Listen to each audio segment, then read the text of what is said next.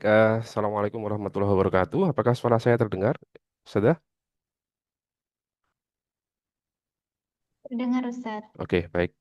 Mohon izin saya berbagi layar untuk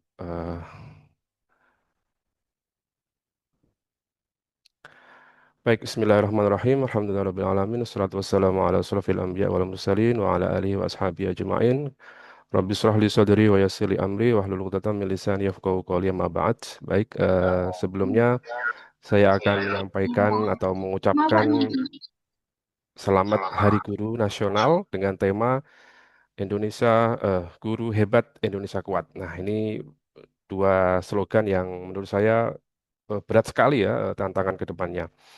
Baik, judul saya kali ini adalah strategi adaptif, transformatif, dan inovatif pembelajaran coding dan kecerdasan artifisial ya. Ini saya tadi disampaikan pakar, saya ini bukan pakar, saya pembelajar aja. Saya juga masih belajar, makanya di sini saya memulai dengan dosen ya. Yang lainnya saya adalah AI entusias ya. Saya cukup antusias dengan perkembangan AI. Mungkin nanti akan sedikit berbagi. Baik, sebelumnya apa yang Bapak Ibu pikirkan ketika mendengar kata coding AI? Silakan nanti Bapak Ibu bisa apa namanya menyampaikannya dengan ini nggih, men-scan barcode ini. Kira-kira silakan nanti di-scan kemudian disampaikan. Kira-kira ketika mendengar kata coding KA atau coding AI itu apa yang ada di pikiran Bapak Ibu sekalian? Monggo.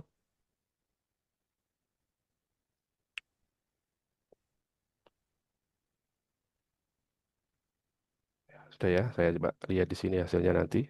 Nah, di sini.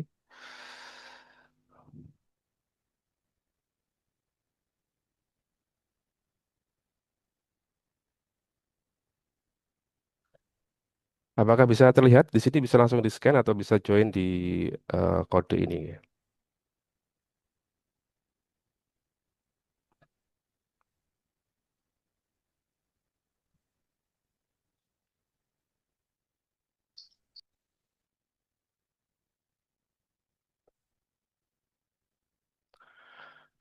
Ada 150 peserta di sini, harusnya mudah-mudahan cukup ya slide-nya ini. Saya tidak tahu apakah yang ini bisa menampung semua peserta. Nanti mudah-mudahan bisa mewakili keseluruhan peserta. Oke, rumus, ada teknologi, ada asisten. Nah, ini paling banyak adalah teknologi, kemudian berpikir komputasional, Python. Waduh ini kalau saya nanti ditanya Python, saya ampun ini kayaknya.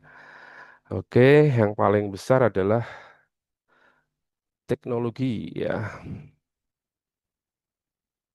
JavaScript. Wah, asisten virtual ada.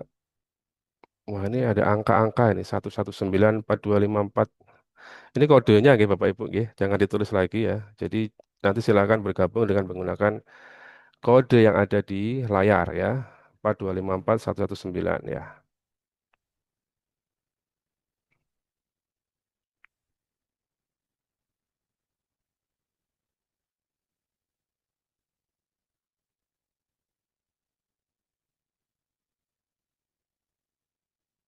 Baik, kalau saya lihat di sini yang paling banyak adalah teknologi nggih Bapak Ibu ya, atau Bapak teman-teman mahasiswa, Bapak Ibu guru maupun peserta yang lainnya. Dari sini kita lihat bahwa kata yang paling besar di sini atau paling besar ukurannya adalah teknologi. Ini menunjukkan bahwa eh, banyak sekali yang menuliskan kata teknologi untuk mewakili pikiran mereka ketika mendengar kata coding KA. Baik, saya lanjutkan saja ke presentasi selanjutnya. Ya.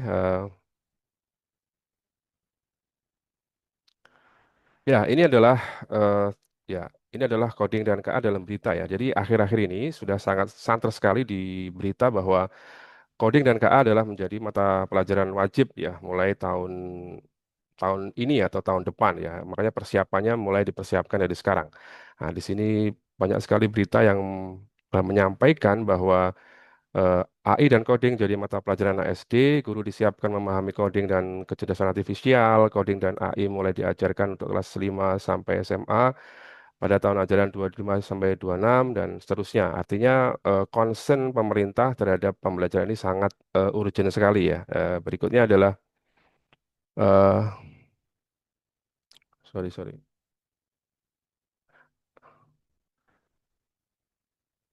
Nah, ini adalah coding dan KA tadi. Kemudian, nah ini potensinya kenapa kok program ini berpotensi untuk berjalan? Artinya bahwa eh, populasi kita yang sedemikian besar, ada 255 juta itu dengan eh, koneksi yang atau penetrasi internet yang cukup besar juga ya. Sudah ada 80,66% masyarakat Indonesia terkoneksi dengan internet. Artinya itu adalah peluang yang sangat besar untuk program ini bisa berjalan dengan lancar dan juga akses terhadap AI yang juga cukup besar ya. Ada 27,34% masyarakat Indonesia sudah mengakses artificial intelligence dalam berbagai bidang. Nah, berikutnya adalah peluangnya juga seperti ini, ya, persepsi orang, ini juga saya melihat persepsi orang di dunia tentang peningkatan penggunaan AI.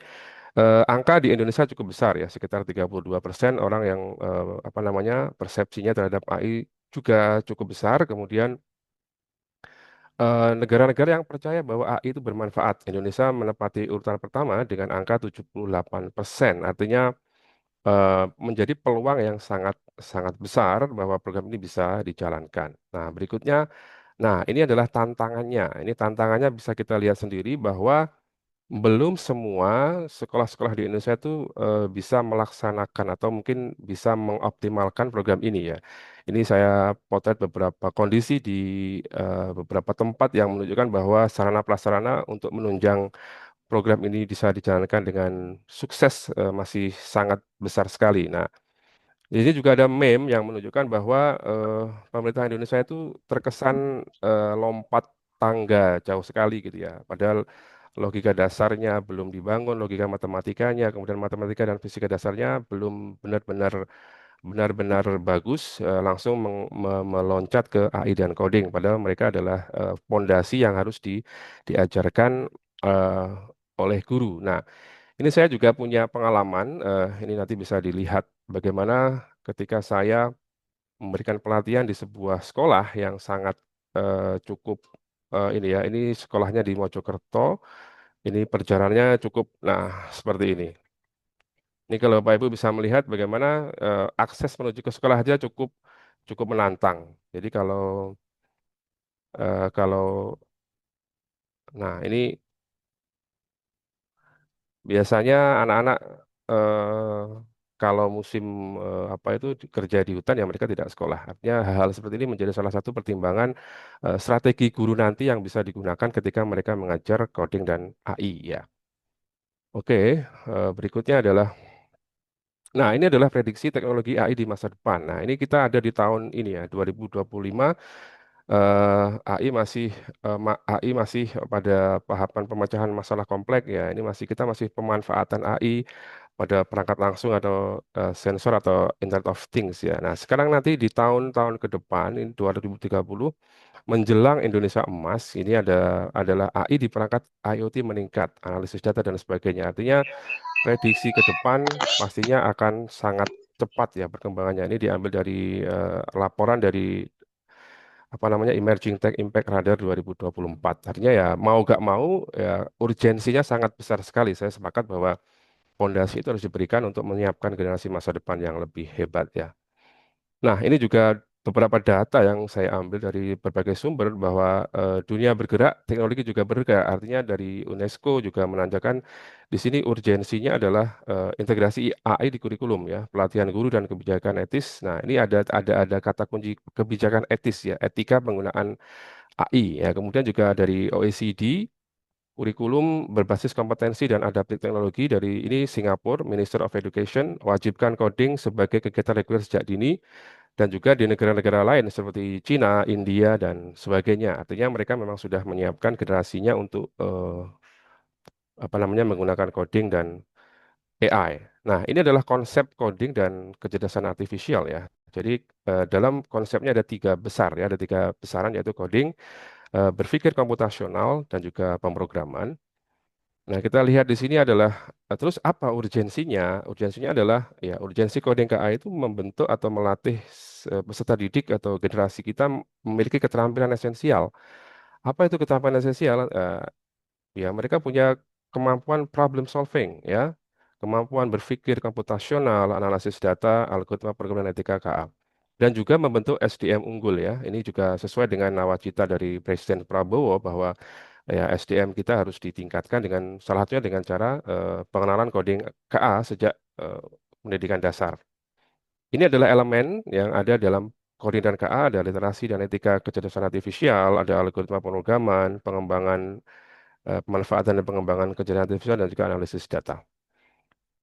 Nah, tadi kalau saya tanya Bapak Ibu sekarang atau teman-teman mahasiswa sekarang, apa yang Anda pikirkan ketika mendengar kata coding KA? Nah, di sini adalah rohnya sebenarnya adalah berpikir komputasional. Nah, di sini ada 4 pilar berpikir komputasional, yaitu dekomposisi. Dekomposisi itu apa? Dekomposisi itu memecah masalah besar menjadi bagian-bagian yang lebih kecil dan lebih mudah dikelola. Nanti juga akan saya berikan beberapa contoh praktis bagaimana program apa kegiatan dekomposisi itu dilakukan dalam konteks kelas ya. Ada pengenalan pola, memecah masalah besar menjadi bagian-bagian yang lebih kecil dan lebih mudah dikelola. Sorry, ini tadi salah nih. Pengenalan pola itu jadi mengenali pola-pola yang muncul ketika masalah-masalah itu dipecah menjadi kecil-kecil. Saya typo, nggih. Abstraksi itu adalah fokus pada informasi penting dan mengabaikan detail yang tidak relevan ya untuk memudah pemecahan masalah. Kemudian algoritma itu merancang serangkaian langkah-langkah terperinci untuk menyelesaikan masalah. Nah, ini berikutnya adalah, nah ini juga ada 4 pilar literasi digital ya. Jadi ada berpikir komputasional dan juga ada literasi digital. 4 pilarnya meliputi digital skills, kemampuan teknis untuk menggunakan perangkat, ya. Ada digital ethic, ini yang menurut saya juga sangat penting untuk diajarkan, dicontohkan kepada peserta didik atau siswa, bagaimana etika menggunakan teknologi menjadi sangat urgent, ya. Jadi penerapan perilaku yang bertanggung jawab dan etis saat menggunakan teknologi. Kemudian ada digital safety, ini yang sering kali kita abaikan ketika kita menggunakan atau memakai aplikasi-aplikasi yang eh, tidak berbayar. Misalnya kita langsung login menggunakan email kita atau memasukkan kode atau data-data pribadi yang menurut saya akan sangat berbahaya ketika kita tidak aware. Kemudian adalah digital culture ya, bagian membangun kebiasaan dan nilai-nilai kebangsaan ya. Kita punya apa namanya nanti ada apa profil lulusan ya yang yang sudah kita eh, tetapkan atau nilai-nilai kebangsaan yang juga harus kita jaga meskipun teknologi menjadi sangat berkembang sangat pesat. Nah, prinsipnya pengembangannya adalah pemahaman ya. Jadi kemampuan yang dimiliki oleh seseorang dalam mengekstrak ide secara baik tersurat maupun tersurat. Kemudian adalah saling ketergantungan, memperhatikan penggunaan secara berdampingan dan melengkapi kebutuhan. Kemudian ada faktor sosial.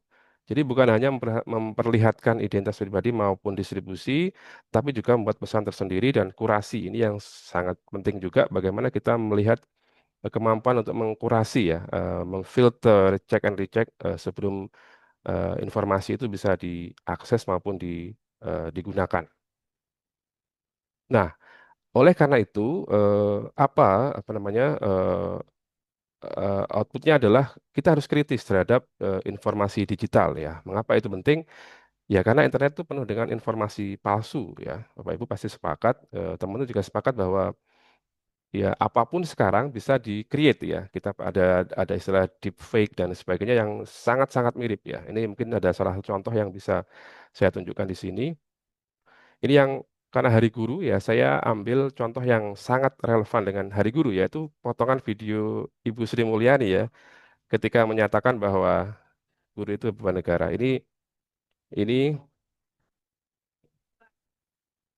nah, ini menjadi sangat menghebohkan ya ketika itu disampaikan dan itu apa diagitasi atau di di direkayasa atau didesain menjadi sebuah seolah-olah menjadi informasi yang benar. Nah, jadi itu kan bisa membawa efek yang sangat besar. Artinya banyak sekali guru-guru yang melakukan demonstrasi, tidak terima dengan pernyataan Ibu Menkyu itu. Nah, itu kalau dibiarkan tanpa ada apa istilahnya, tanpa ada konfirmasi bisa menjadi chaos ya. Kalau kalau guru itu 5 juta guru plus guru-guru yang non ASN itu semuanya bergerak pasti akan memberikan chaos yang sangat besar. Satu lagi yang juga sempat viral adalah ini pernyataan dari Ibu Gubernur ya, Ibu Gubernur Jawa Timur yang eh, mempromosikan motor gratis. Nah, ini kalau dianggap benar pasti juga akan menimbulkan chaos yang eh, Siapa saja yang belum mempunyai motor atau ingin motor baru. ya ini kan motor murah 500.000. Ini kalau seluruh warga Jawa Timur menuju ke Gedung Gerahadi pasti akan sangat chaos sekali dan minta motor dengan harga 500.000. Ini kalau kita tidak punya kemampuan literasi digital, kemampuan kurasi yang kuat untuk menfilter informasi itu benar salah, pastinya akan gampang ya, gampang percaya dengan informasi yang ada. Jadi literasi digital itu mengajarkan cara menilai sumber informasi, membedakan informasi terpercaya dan tidak berpikir kritis sebelum membagikan. Jadi pause before pause ya, pause ya, tahan sebentar sebelum pause. Ya, itu adalah kaidahnya bagaimana kita menyikapi berbagai eh, berita yang kita sangat konsumsi setiap hari karena konsumsi kita terhadap internet pasti sangat tinggi sekali. Oke, berikutnya adalah ya ini manfaatnya. Ya, jadi sebagai sebuah apa ya ada dua sisi apa sisi pisau gitu kan. Pisau itu di tangan yang tepat pastinya akan menjadi alat yang sangat bermanfaat, tapi bagi di tangan yang tidak tepat pasti akan menjadi alat yang banyak sekali menimbulkan mudarat. Sama halnya dengan coding KA eh, yang tujuannya pasti tujuan utamanya adalah untuk membantu tugas atau pekerjaan manusia menjadi lebih mudah. Akan tapi kalau digunakan menjadi hal yang negatif juga sangat sangat bisa ya. Jadi manfaatnya bisa meningkatkan literasi digital, ini memberikan kesempatan merata. Nah, kalau kita lihat sekarang ini semua orang bisa membuat konten, semua orang bisa mengakses apapun, bisa membuat apapun. Kalau dulu untuk menjadi terkenal itu sangat sulit karena medianya sangat terbatas, sekarang ini mudah sekali. Jadi platformnya banyak, alatnya juga lengkap. Setiap hari kita dijejali dengan tool-tool AI yang sangat banyak dan kita sampai kebingungan, kita akhirnya tidak ngapa-ngapain karena kita bingung ya. Berikutnya adalah inovasi. Ini pastinya akan menimbulkan atau dampaknya itu pasti adalah inovasi bagi yang mau beradaptasi. Makanya tadi saya sampaikan adaptif ya. Jadi kalau tidak adaptasi ya tidak akan membuat inovasi. Kita tahu bahwa ada beberapa konten kreator sekarang yang terkenal, misalkan ada Medan siapa itu namanya yang dari Kediri yang menciptakan simulasi kehidupan di masa lalu sampai kepada masa sahabat dan sebagainya itu kan menjadi sebuah eh, bentuk manfaat mungkin ya, manfaat yang positif, bagaimana seseorang bisa memanfaatkan kecerdasan artifisial, kemajuan teknologi dalam hal yang tepat ya. Oke, berikutnya ini adalah posisi KKA dalam dimensi kelulusan yang ada di pembelajaran mendalam ya. Kalau kita lihat di sini, ini kesimpulannya adalah coding AI atau coding KA adalah kendaraan teknisnya, sementara PM atau pembelajaran mendalam adalah tujuan pedagogis yang menghasilkan lulusan yang kompeten di era digital. Jadi artinya saling saling terkait ya. Nah, ini saya menawarkan strategi pembelajaran coding KA yang adaptif ya. Apa yang dimaksud dengan adaptif itu? Ya, pendekatan yang menyesuaikan ritme, gaya belajar, dan tingkat pemahaman setiap peserta didik. Tadi saya sempat menyampaikan beberapa gambar kondisi-kondisi sekolah, kondisi sarpras di beberapa daerah yang mungkin belum suportif terhadap KA atau AI yang kita ajarkan, tapi kita sebagai guru harus adaptif ya. Jadi kita mengenali ritme, gaya belajar, dan sebagainya. Kemudian adalah transformatif ya. Jadi berfokus pada pengembangan kemampuan berpikir kritis, pemecahan masalah, dan kolaborasi melalui proyek-proyek yang memiliki nilai di dunia nyata dan sosial. Jadi kalau kita lihat di tiga pilar pembelajaran mendalam ada mindful, ada meaningful, ada joyful. Itu kita harus membuat yang meaningful ya. Jadi yang bermakna dan juga bermanfaat di dunia nyata kita atau di nyata peserta didik kita. Berikutnya adalah inovatif ya. Jadi kita harus memperkenalkan dan mempraktekkan teknologi dan metodologi terbaru yang akan mendominasi di masa depan. Ya sebagai guru harus terlalu update terhadap perkembangan teknologi pastinya tanpa harus kehilangan nilai-nilai kepribadian guru ya. Artinya tidak gampang ya tadi literasi digitalnya harus terus ditingkatkan. Oke, berikutnya ini adalah gambarannya. Ini adalah gambaran kemampuan atau strategi pembelajaran coding KA yang ada di level sekolah ya. Ini ada codingnya. Jadi kalau di SD itu berbasis unplug, SMP berbasis blok, dan SMA atau SMK itu pemrograman berbasis teks. Kemudian untuk KA-nya pengenalan konsep KA, ujung-ujungnya adalah etika penggunaan KA di kehidupan sehari-hari. Nah, ini adalah beberapa contoh yang sudah saya sempat buat ya. Di sini ada model unplug, ini ada plug, ada internet base, ada integrated ya. Ini ada beberapa aplikasi-aplikasi yang juga bisa digunakan oleh Bapak Ibu atau teman-teman sekarang untuk melatih siswanya untuk berpikir komputasional ya. Kita coba beberapa ya. Ini yang unplug ya. Ini adalah unplug. Ini adalah beberapa, nah ini ya, beberapa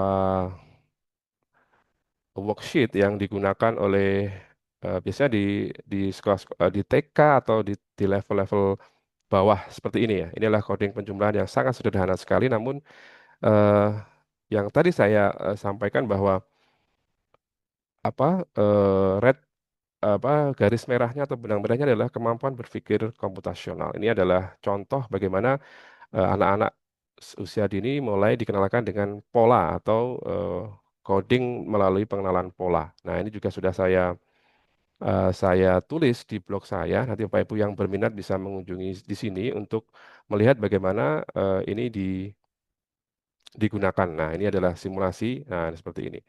Ini kebetulan tadi saya pilih yang ini ya, simulasi menuju ke sekolah ya. Ini sudah saya tulis di blog saya di bagian kelasku. Nanti Bapak Ibu yang tertarik bisa mengunjungi di submenu KKA. Nah, ini sudah saya buat apa namanya, semacam simulasi sederhana bagaimana kita menggunakan gambar ini, worksheet ini untuk melatih sequencing ya, atau melatih bagaimana mereka berpikir sistematis ya. Di sini ada tahapan mindful, kemudian ada meaningful dan joyful. Nah, Bapak Ibu yang tertarik silahkan nanti bisa mengunjungi blog saya juga. Di sini sudah saya siapkan file simulasinya dan juga media pembelajaran Amplak bisa diunduh di sini. Oke, berikutnya eh, model yang plug ya. Ini juga seringkali kita gunakan alat ini ya, kalau ketika kita mengajarkan atau mengenalkan apa namanya, sequencing juga ya. Ini kita saya pakai Scratch ya, Bapak Ibu yang sudah pernah atau sering pakai ini pasti sangat familiar dengan aplikasi ini. Bagaimana aplikasi ini bisa melatih siswa atau melatih murid kita untuk berpikir sistematis dan sebagainya. Ini bisa kita bantu dengan sprites, dan juga di sini ada beberapa kode-kode yang sangat sederhana dan bisa dieksplor oleh guru dan siswa secara mandiri ya. Ini juga sangat, menurut saya sangat bisa dipraktekkan ya. Ini juga sudah saya tulis juga di blog saya. Nanti Bapak Ibu yang tertarik juga bisa mengunjungi. Barangkali ingin mencoba, nanti bisa di sini ya. Di sini sudah ada beberapa strategi-strategi atau langkah-langkah yang bisa digunakan untuk mengajarkan model ini. Nah, ini yang internet base ya. Ini juga saya coba di sini. Internet base-nya saya menggunakan Blockly Games ya. Ini juga sangat sangat sederhana tapi juga menantang ya. Kalau Bapak Ibu bisa menggunakan, misalnya kalau topiknya tadi sama sequencing, kita bisa menggunakan maze di sini. Nah, di sini juga ada perintah-perintah yang siswa harus berpikir bagaimana ketika menuju ke titik ini mereka harus melangkah menggunakan perintah apa dan seterusnya. Dan ini menggunakan bahasanya bisa kita sesuaikan dengan bahasa yang eh, dipahami oleh siswa. Tapi menurut saya kalau kita mulai dengan bahasa Inggris akan sangat bagus karena menurut informasi bahasa Inggris juga akan diajarkan di SD mulai tahun depan. Jadi apa namanya, sekaligus gitu loh ya. Jadi coding dapat, bahasa Inggrisnya juga dapat. Ini juga sudah saya tulis juga di sini tentang ini ya.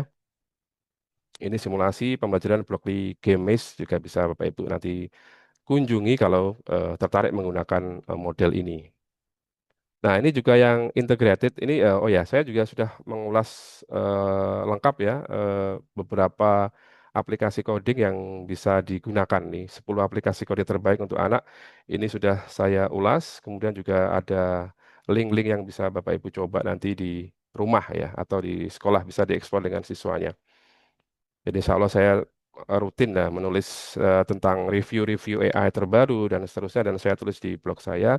Bisa saya juga review di YouTube saya. Nah, ini yang model integrated, ini yang integrasi dalam Maple ya. Jadi di sekolah, menurut pengalaman saya itu ada sekolah yang memang sudah siap mengajarkan coding sebagai Maple tersendiri, tapi lebih banyak yang mengintegrasikan dalam Maple-Maple yang ada di sekolah ya. Misalnya kita di sini yang unplug nih, saya menggunakan eh, nah, ini LKPD terintegrasi kemampuan berpikir komputasi dalam mapel matematika topik bilangan cacah. Ya, jadi juga bisa digunakan sangat sederhana dan menurut saya tidak terlalu membutuhkan teknologi yang high tech ya. Jadi ini bisa sangat mudah diaplikasikan dan juga bisa dicoba di sekolah ya. Ini yang terintegrasi dengan mapel yang ada. Ya, menurut pengalaman saya sangat menarik kalau itu terintegrasi gitu ya. Jadi mereka belajar sekaligus belajar mapelnya, tapi tanpa terasa mereka juga melatih kemampuan berpikir komputasional mereka. Ini yang plug ini ya, ini dari LKPD yang unplug itu saya ubah menggunakan Canva AI eh, menjadi LKPD interaktif yang bisa digunakan bagi Bapak Ibu atau teman-teman yang di kelasnya memiliki akses internet maupun sarana prasarana yang cukup. Ini sudah sangat, saya kira Bapak Ibu juga sangat familiar dengan Canva AI. Jadi kita buat LKPD-nya, kemudian kita desain langkah-langkahnya seperti apa. Nah, ini kan juga sudah, ini kan sangat mudah sekali dan sangat interaktif saya kira. Ini juga ada skor akhirnya nanti di bawah. Oke, berikutnya adalah berikutnya adalah ini codingnya ya. Jadi kompetensinya seperti ini. Jadi kalau tadi rumus dan sebagainya mungkin tidak sampai sejauh itu ya. Barangkali juga sampai SMA mungkin juga masih belum sedalam itu. Yang SMK barangkali yang cukup karena mereka SMK kan sangat vokasi sangat spesifik jurusannya bisa langsung pada pemrograman yang misalkan JavaScript, Python dan sebagainya yang sesuai dengan jurusan mereka, misalnya di teknologi jaringan dan sebagainya. Ini yang KA dalam tahapan kompetensi yang harus dikuasai KA itu, yang menurut saya harus sangat ditekankan adalah etika ya.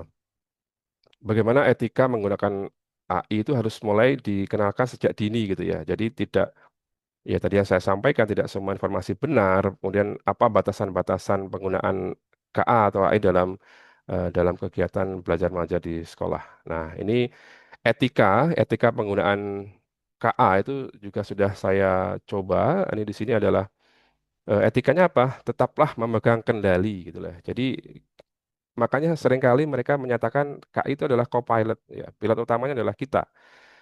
Jadi tetaplah memegang kendali, AI hanya alat bantu, itu yang harus digarisbawahi, bersikap adil dan inklusif, ya. Pastikan AI bebas dari bias, hormati siswa sebagai manusia. Kadang-kala kita wis serahkan pada AI, ya. Kita koreksi dengan AI itu tidak disarankan, sangat tidak disarankan. Harus ada sentuhan manusia sebagai upaya untuk menghormati siswa sebagai manusia.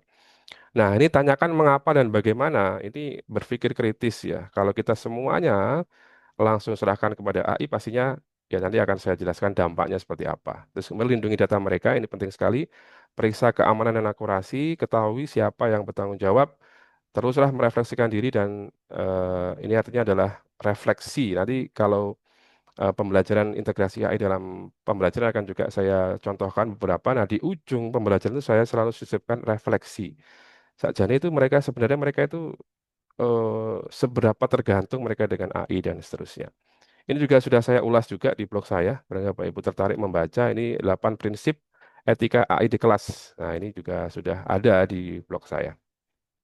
Oke, ini contoh yang bisa saya sampaikan. Misalkan di sini saya pernah mendesain ini namanya micro learning ya.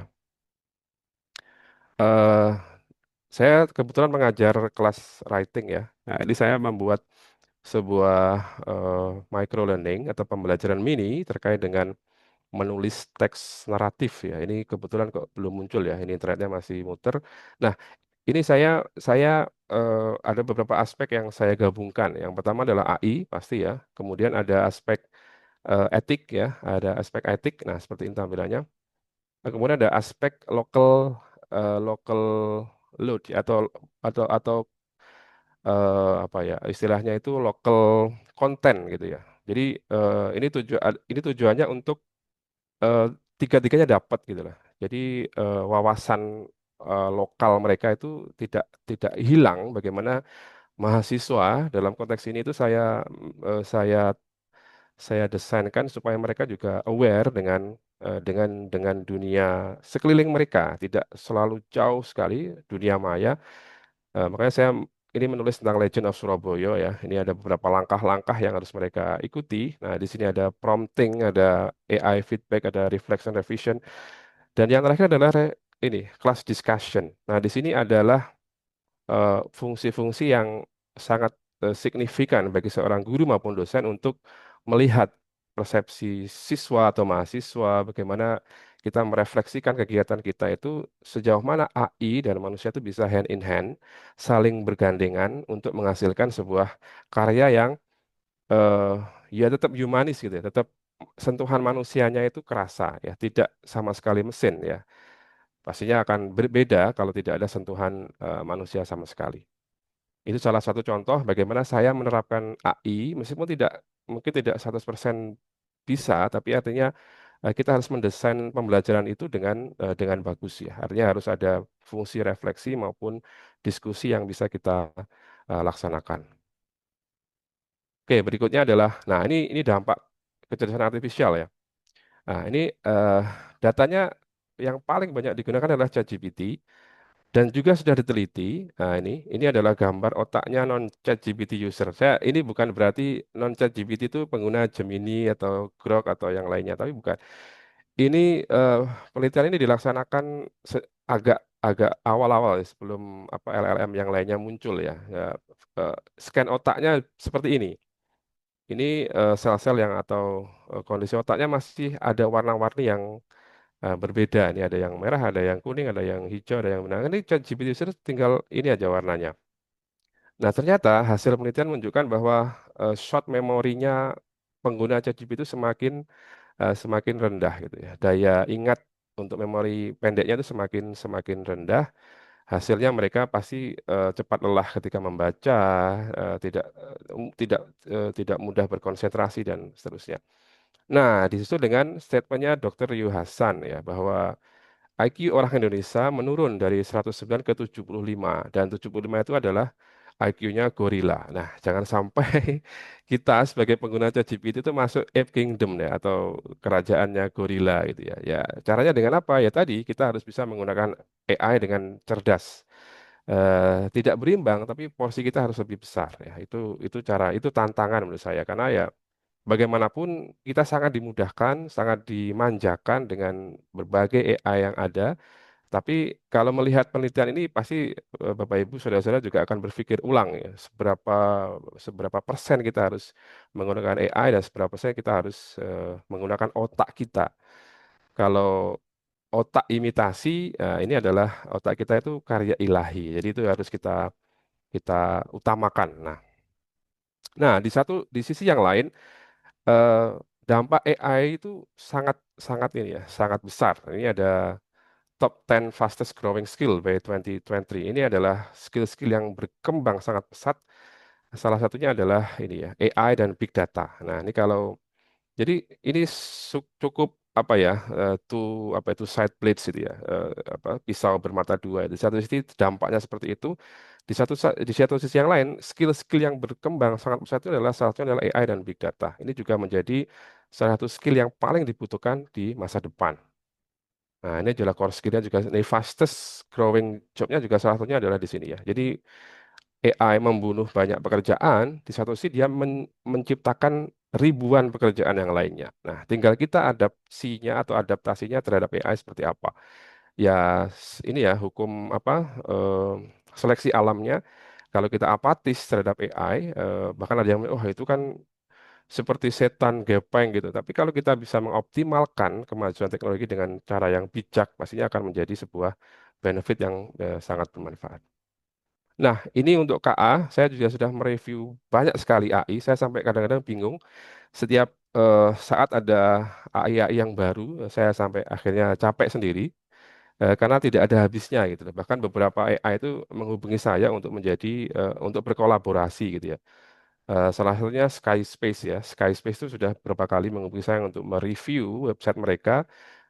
Hari ini mereka ada launching fitur baru juga untuk mengundang saya juga untuk mereview. Nah, tapi saya fokus ke AI yang bermanfaat di kelas ya. Ya, jadi ini adalah salah satu filter saya. Nah, ini juga saya sudah mereview beberapa AI yang Bapak Ibu bisa manfaatkan secara optimal ya. Ini juga sudah ada di YouTube channel saya. Ini adalah assessment tools. Kemudian untuk membuat RPP otomatis. Ini kan kenapa saya pilih-pilih tema itu? Karena biasanya ketika saya ngisi pelatihan tuh mereka selalu alasannya itu administrasinya banyak sekali, nggak ada waktu dan sebagainya. Ini kalau ada seperti ini, pastinya alasan baru akan muncul gitu ya. Wah ini kan berbayar dan sebagainya itu. Nah kalau di sini kan eh, bisa sangat dioptimalkan ya. Ini silakan nanti bisa diklik ya. Ini sudah saya review juga ini cukup panjang ya, videonya bisa 14 menit dan sebagainya. Nah, ini bisa nanti silahkan ditonton sendiri. Ini juga banyak sekali AI yang bisa dioptimalkan ya, khususnya bagi guru ya, karena saya harus berfokus ke itu ya, konteks itu ya, tidak konteks yang lainnya. Ini asisten ini juga macam-macam. Ini website literasi juga saya coba untuk mereview beberapa website literasi yang bisa digunakan untuk ya again untuk meningkatkan literasi baik digital maupun literasi yang lainnya. Ini bagaimana AI mengintegrasikan istilah taksonomi Bloom ya. Jadi sebagai guru pasti sangat familiar dengan istilah taksonomi Bloom. Nah, di sini saya juga mereview bagaimana masing-masing tahapan itu bisa diintegrasikan dengan AI. Oke, berikutnya adalah ini Golden Rule-nya tadi mirip dengan prinsip-prinsip di sana. Ya, ini keep student data private, don't trust AI output blindly, be transparent with students. Ini saya tulis dalam bahasa Inggris. Teach students to question AI. Ini mirip dengan yang tadi. Ini juga sama. Ini juga sudah saya tulis juga di blog saya. Bapak Ibu yang mungkin tertarik bisa juga membaca lebih detail di sini. Ini ada beberapa tahapan-tahapan atau prinsip-prinsip emas yang bisa kita pertimbangkan ketika kita menggunakan AI di kelas. Ya, ini saya kira sudah slide terakhir. Bapak Ibu yang eh, berminat atau pengen diskusi lebih lanjut bisa menghubungi saya di nomor ini, bisa menonton video saya atau membaca tulisan saya di blog saya ini. Saya kira itu saja sih ya. Terima kasih atas waktunya. Semoga bermanfaat. Assalamualaikum warahmatullahi wabarakatuh. Waalaikumsalam warahmatullahi wabarakatuh. Ya, untuk komentari kita yang pertama, yaitu Ustadz Syafi'i. Berikut saya bacakan pertanyaannya, Ustadz. Perkenalkan, nama saya Muhammad Nafis Ardiansyah, ini dari Sidoarjo. Beliau izin bertanya bagaimana cara kita bisa menaikkan minat siswa supaya dia ini tertarik begitu ya dengan coding. Karena rata-rata kalau udah dengar kata coding ini rasanya males begitu ya, kayak rumit begitu. Dan biasanya menyepelekan begitu Ustadz. Mungkin Ustadz bisa sedikit memberikan pencerahan terkait bagaimana cara menaikkan minatnya siswa supaya suka ke coding dan KA.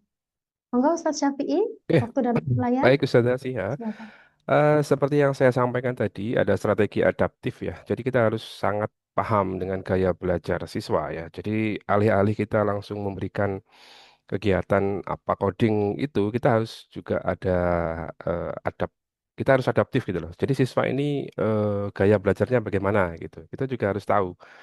eh Kalau coding langsung diberikan dalam model bentuk yang rumit, ya mungkin pasti mereka akan sudah antipati gitu ya. Makanya di konsep coding KA yang diluncurkan pemerintah itu kan yang utama adalah berpikir komputasional ya. Jadi bagaimana kita melatih siswa atau murid itu untuk berpikir secara komputasional. Jadi makanya tadi saya sempat tadi apa? Saya sempat men-share tadi ada beberapa aplikasi yang sangat saya kira sangat adaptif untuk digunakan untuk mengenalkan coding secara lebih apa ya, lebih menyenangkan gitu ya. Intinya kan menyenangkan ya. Jadi tidak langsung ujuk-ujuk kita berikan yang berat ya. Karena memang itu adalah core-nya yang akan dibangun ya. Tadi ada beberapa. Nah, ini adalah beberapa aplikasi yang menurut saya sangat sangat mudah dan juga sangat menyenangkan untuk dipakai melatih eh, berpikir komputasional siswa ya. Tadi yang saya sampaikan misalnya ada Blockly Games. Itu kan juga sangat ini ya, sangat ringan, sangat menyenangkan. Jadi dia di apa namanya? Dia disajikan dalam bentuk game gitu ya, game-game sederhana itu. Padahal mereka sebenarnya ketika main game itu mereka berpikir komputasional secara tidak langsung. Nah, ya mungkin tidak semua ya misalnya seperti ini. Jadi tidak semua siswa mungkin suka dengan cara-cara ini. Makanya ada metode unplug, ada yang plug, ada yang internet based. Nah, sebenarnya tantangan guru ke depan ketika mengajar coding itu mereka juga harus adaptif. Jadi tidak bisa memaksakan satu kelas harus pakai model ini semua. Nah, itulah kenapa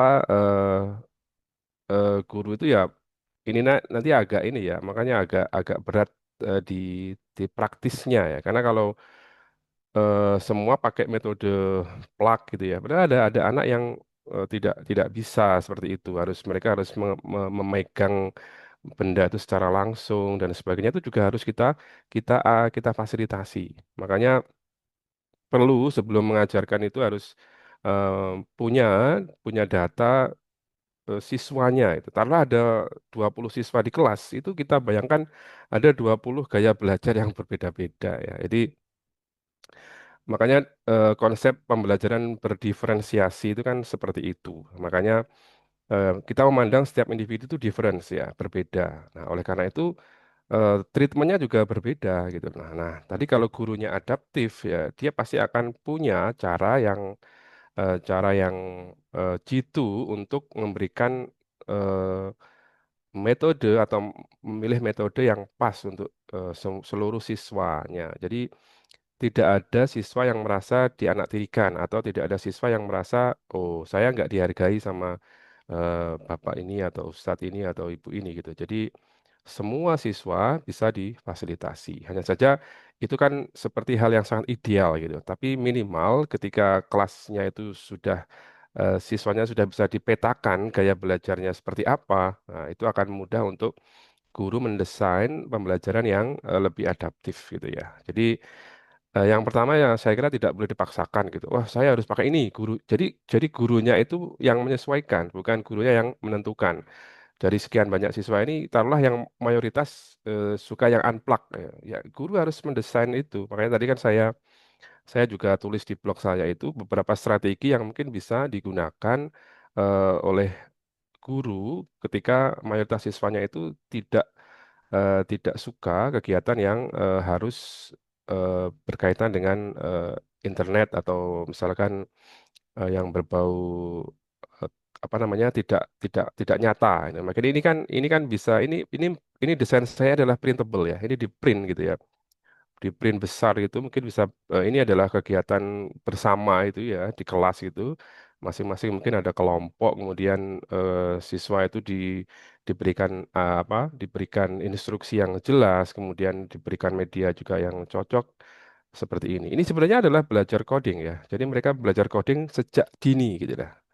Ini adalah salah satu konsepnya adalah sequencing bagaimana mereka mengatur langkah untuk sampai ke sekolah. Ini adalah sebenarnya titik tujuannya di sekolah ini mereka naik bis ini harus lewat mana sampai ke sekolah itu. Nah, tanpa sadar sebenarnya mereka sudah berlatih coding ya secara sederhana. Nah, kalau gurunya pandai memilih metode, saya kira coding tidak lagi menjadi satu hal yang apa tampak sangat sulit, tampak sangat eh, berat gitu. Nah, makanya lagi-lagi yang selalu ditekankan oleh beberapa teman-teman fasilitator itu bagaimana juga merubah mindset guru yang nanti ujung-ujungnya bisa disampaikan, disalurkan ke siswanya bahwa belajar coding itu ya step by step gitu loh. Mungkin yang dimaksud dengan eh, pemrograman itu juga sudah sekarang digantikan oleh LLM, Canva AI itu. Nah, terus pertanyaannya seberapa urgent kita belajar coding kalau semua sudah bisa diwakili oleh AI gitu. Nah, yang perlu menurut saya perlu dibangun fondasinya itu adalah berpikir komputasionalnya tadi. Bagaimana mereka menjadi problem solver mulai dari kelas gitu loh. Jadi mereka belajar step by step. Ya tadi tampak seperti main-main gitu ya, tapi sebenarnya mereka adalah sedang belajar berpikir komputasional. Nah, itu adalah konsep belajar meaningful ya, bermakna. eh, mereka belajar sesuatu yang bermakna. Nah, nanti pasti akan membekas dalam benak mereka bahwa oh, saya belajar tampak seolah main-main, joyful itu, tapi sebenarnya ada makna yang sedang dibangun oleh guru ketika mereka menggunakan cara itu. Saya kira gitu, Ustaz ya. Nanti kalau pengen tahu lebih lanjut bisa baca blog saya atau bisa kontak saya untuk diskusi.